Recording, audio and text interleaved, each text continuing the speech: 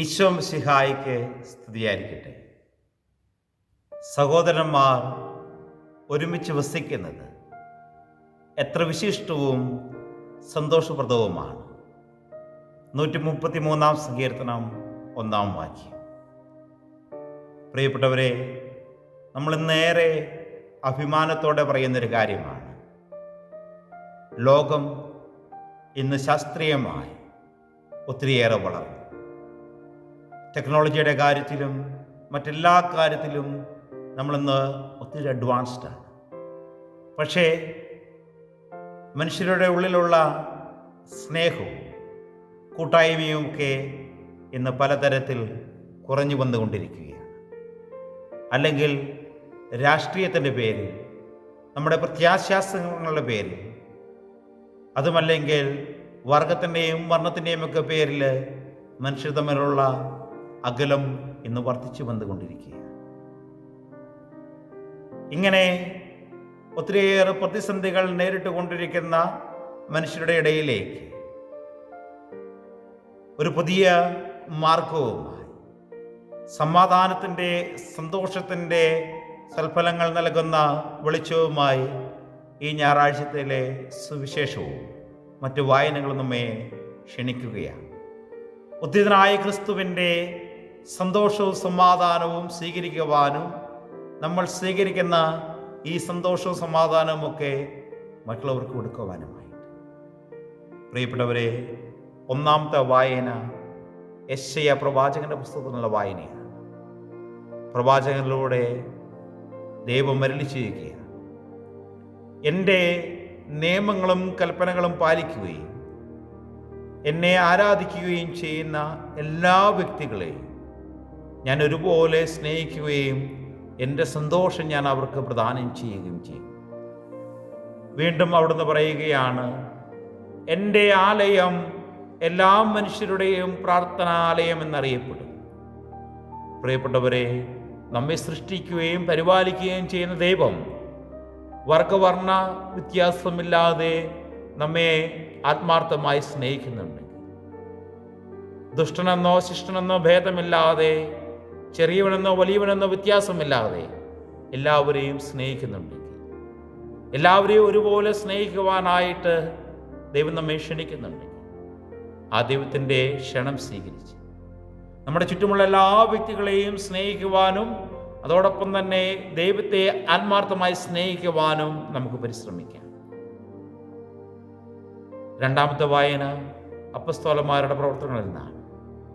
ഉദ്ധിതനായ ക്രിസ്തുവിനെ പ്രഘോഷിച്ചതിൻ്റെ പേരിൽ കുറ്റവിചാരണ നേരിടുന്ന ശിഷ്യന്മാരോട് അവർ പറയുകയാണ്, നിങ്ങൾ പൊയ്ക്കൊള്ളുക, പക്ഷേ മേലിൽ ഉദ്ധിതനായ ക്രിസ്തുവിനെ പ്രഘോഷിക്കരുത്. പക്ഷേ ആ ശിഷ്യന്മാർ ഒരു തീരുമാനമെടുക്കുകയാണ്, ഇനി എന്ത് സംഭവിച്ചാലും, ഞങ്ങളുടെ ജീവൻ തന്നെ നഷ്ടപ്പെട്ടാലും, എത്രമാത്രം നാണക്കേട് ഉണ്ടായാലും, ശിക്ഷയേക്കേണ്ട വന്നാലും, അതെല്ലാം സന്തോഷത്തോടെ സഹിച്ചുകൊണ്ട് ക്രിസ്തുവിനെ ഞങ്ങൾ പ്രഘോഷിക്കുമെന്ന്. കാരണം തങ്ങളുടെ ജീവിതം കൊണ്ട് ക്രിസ്തുവിനെ അനുഭവിച്ചറിഞ്ഞവരാണവർ. യേശു നൽകുന്ന സമാധാനവും സന്തോഷം എന്താണെന്ന് കൃത്യമായി മനസ്സിലാക്കിയവരാണ്. യേശുവിനെ അറിഞ്ഞവർക്ക്, അവൻ്റെ നന്മകൾ സ്വീകരിച്ചവർക്ക് അവനെ പ്രഘോഷിക്കാതിരിക്കുവാനായിട്ട് സാധിക്കുകയില്ലെന്ന് ഈ ശിഷ്യന്മാർ നമ്മെ പഠിപ്പിക്കുകയാണ്. നമ്മൾ പലപ്പോഴും അഭിമാനത്തോടെ, സന്തോഷത്തോടെ, ആവേശത്തോടെ പറയുന്നൊരു കാര്യമുണ്ട്, കത്തോലിക്ക തിരുസഭ അനേകം വിശ്വാസികളുടെ ചുടുനിണത്താൽ വളർന്നു വന്നതാണ്. അനേകം രക്തസാക്ഷികൾ സഭയുടെ വളർച്ചയ്ക്ക് വേണ്ടി തങ്ങളുടെ ജീവിതം നൽകിയവരാണ്. പ്രിയപ്പെട്ടവരെ, മാമോദീസായിലൂടെ ക്രിസ്തുവിനെ സ്വീകരിച്ച് നമ്മുടെ ജീവിതത്തിലെ നിരവധിയായ അനുഭവങ്ങളിലൂടെ യേശുവിൻ്റെ സ്നേഹം അനുഭവിച്ചറിഞ്ഞവർക്ക്, യേശുവിൻ്റെ അനുഗ്രഹം സ്വീകരിച്ച് നമുക്കും ഈ ശിഷ്യന്മാരെ പോലെ മറ്റെല്ലാം മറന്നുകൊണ്ട് യേശുവിനെ ഇന്നത്തെ ലോകത്തിൽ പ്രഘോഷിക്കുവാനായിട്ട് ഉത്തരവാദിത്വമുണ്ട്. അത് നമ്മുടെ കടമയാണ്. ഭയം കൂടാതെ, നാണമില്ലാതെ, നാണക്കേട് വിചാരിക്കാതെ ദൈവത്തെ പ്രഘോഷിക്കുവാനായിട്ട് നമുക്ക് സാധിക്കും.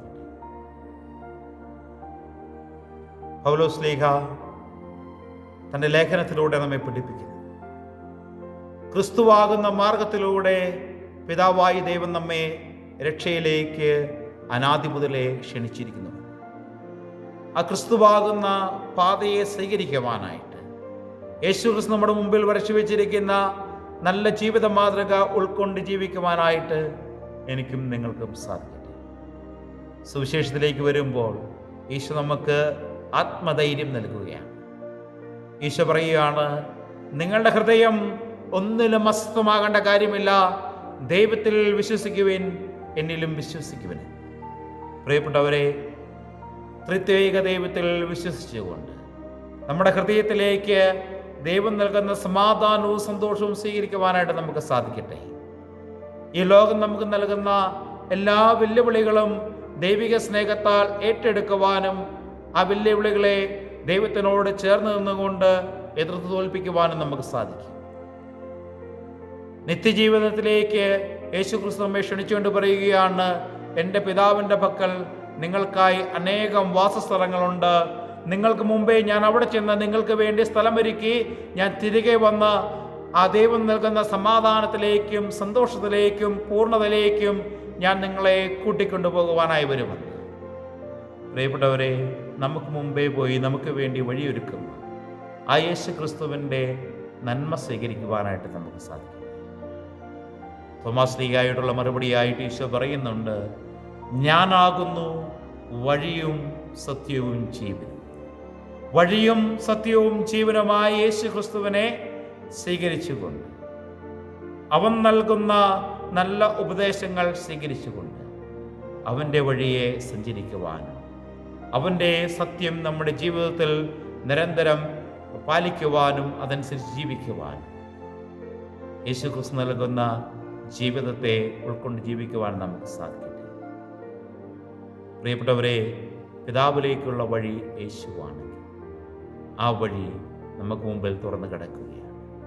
യേശുവിനെ സ്വീകരിക്കാം, അവൻ്റെ വഴിയെ നടക്കാം, പിതാവിലേക്ക് എത്തിച്ചേരുവാനായിട്ട് നമുക്ക് പരിശ്രമിക്കാം. ഉദ്ധിതനായ ക്രിസ്തു നൽകുന്ന സമാധാനവും സന്തോഷവും അത് നമ്മുടെ ഹൃദയത്തിൽ സ്വീകരിക്കുവാനായി, ആ സ്നേഹം അനുഭവിച്ചറിയുവാനായിട്ട്, അനുഭവിച്ചറിയുന്ന ക്രിസ്തുവിനെ പകർന്നു കൊടുക്കുവാനായിട്ട് നമുക്ക് സാധിക്കട്ടെ.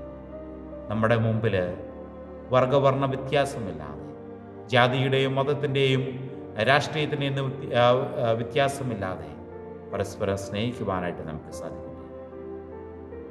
സങ്കീർത്തനം പറഞ്ഞ പോലെ സഹോദരങ്ങൾ ഒത്തൊരുമിച്ച് വസിക്കും.